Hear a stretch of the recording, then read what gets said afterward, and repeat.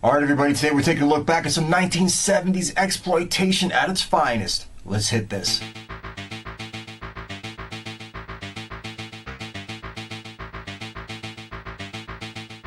Okay, we got bank robberies, we got fast cars, we got hot chicks, we got shootouts, we got titties, we got everything that you could ever want. 1976 is the Great Texas Dynamite Chase. But before we go any further, as always, we are going to go to the trailer. Let's go. And Ellie-Jo.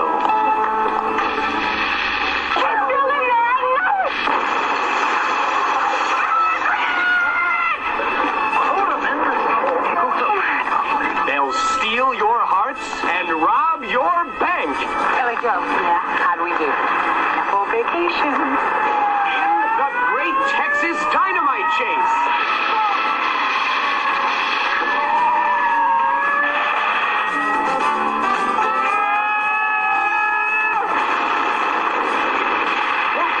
Money's just sitting there, begging for us to go in and get it. I'd like to withdraw $20,000 from your wallet.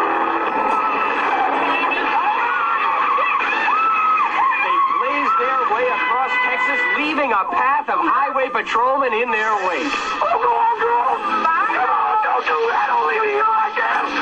Well, false move from any of you, and this sucker's had it. Okay, now that we've got your attention, we'd like your money. And they're called the police.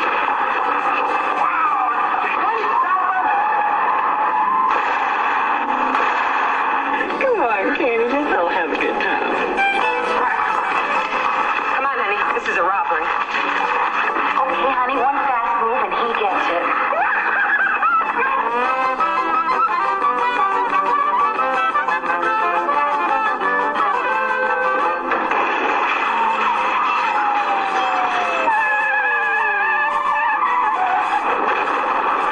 Let's get rich. Claudia Jennings.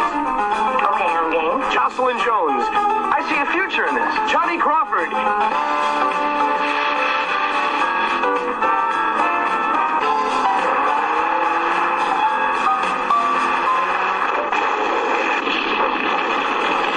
The Great Texas Dynamite Chase.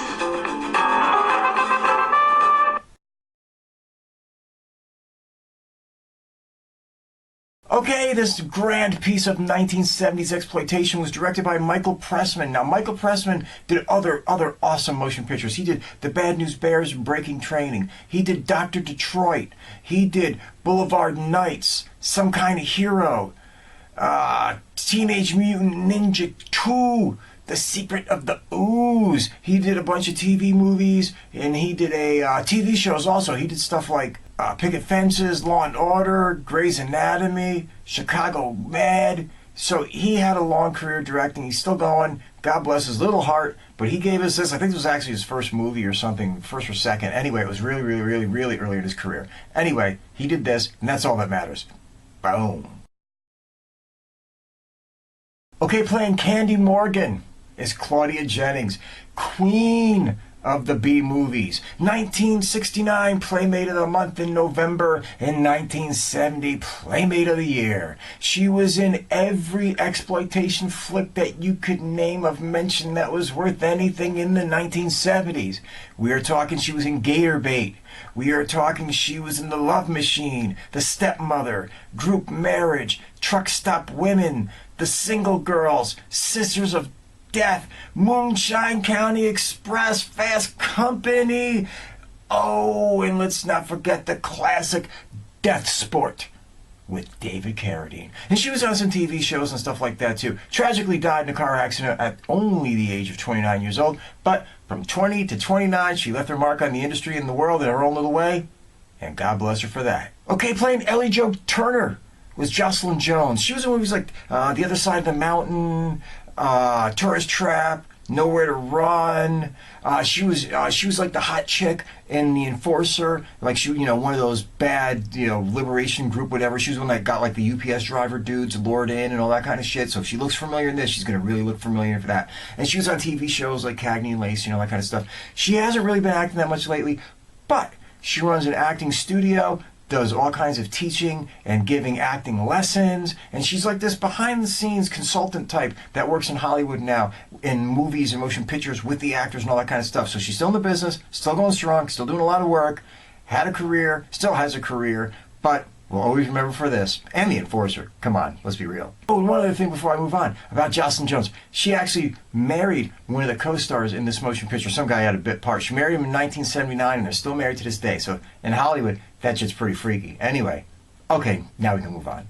Okay, playing Slim with Johnny Crawford, who will always be remembered for that incredible show, The Rifleman, where he played Mark McCain, the son of Lucas McCain. Great show. Come on, man. We all remember The Rifleman. That show was the shit. But he was in other stuff. He was in things like Big Valley, Rawhide, Adventures of Wild Bill Hickok, The Lone Ranger, and he was in this little short film, The Resurrection of Bronco Billy, which won an Academy Award for short films, and it was written by, not directed, but written by John Carpenter and Nick Castle. How friggin' cool is that shit right there? Anyway, Johnny Crawford, unfortunately now, you know, he's in a bad way. He's in his 70s. He's fighting Alzheimer's. For years, he'd been in a musical group where he would go around and play stuff like that, but now he's in really, really bad health, and his family's always looking for donations or anything. So as at the time of this video, we send out the best of luck to those guys.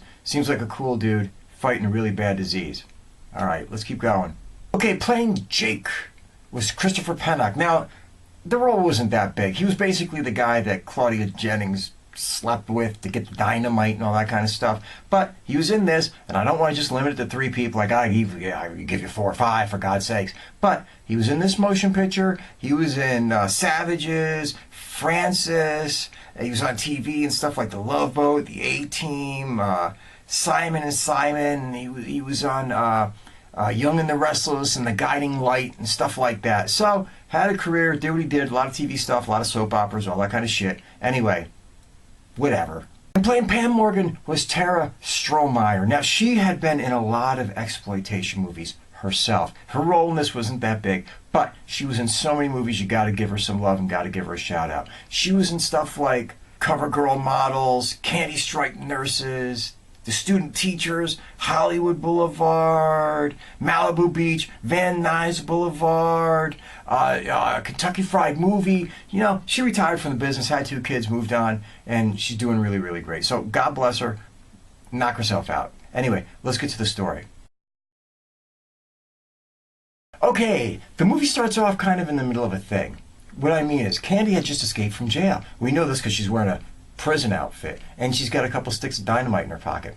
Whatever, this is where she runs and meets up with Pam, who is waiting for her in a car, a getaway car with some clothes. She gives Candy the clothes, Candy changes, and she says, hey, can you hitchhike back to the ranch?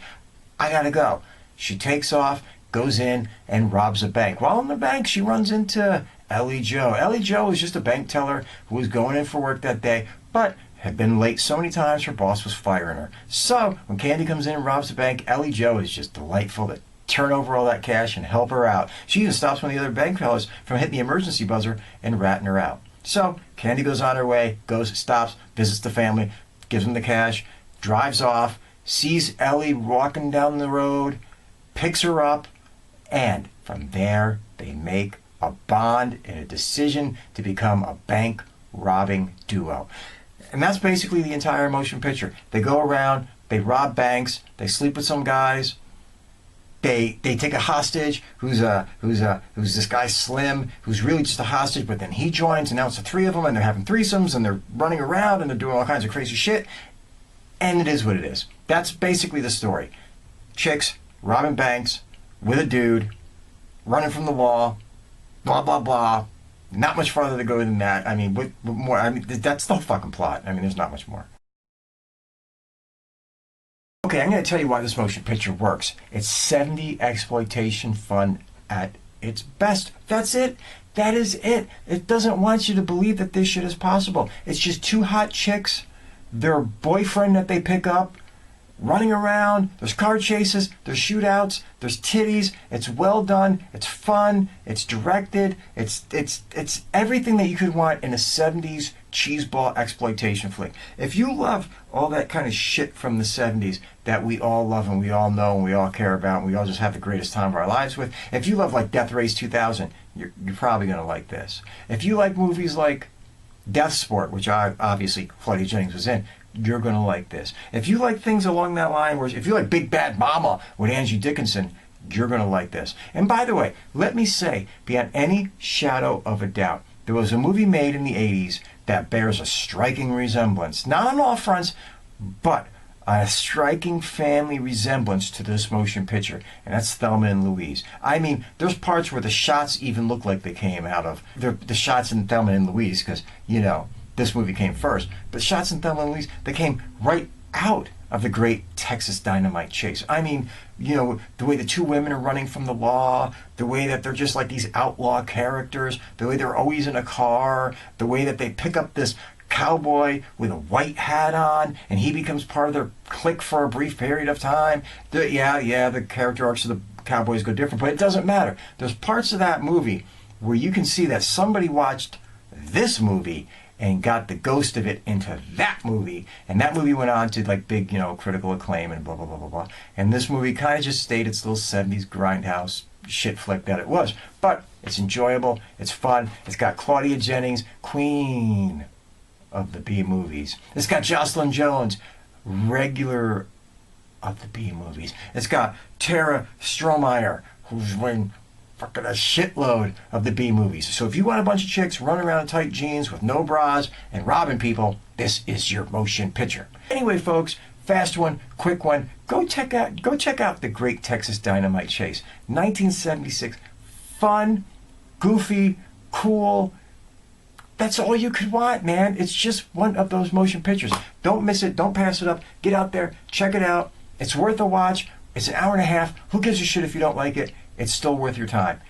Peace, love, happiness. God bless everybody. See you soon.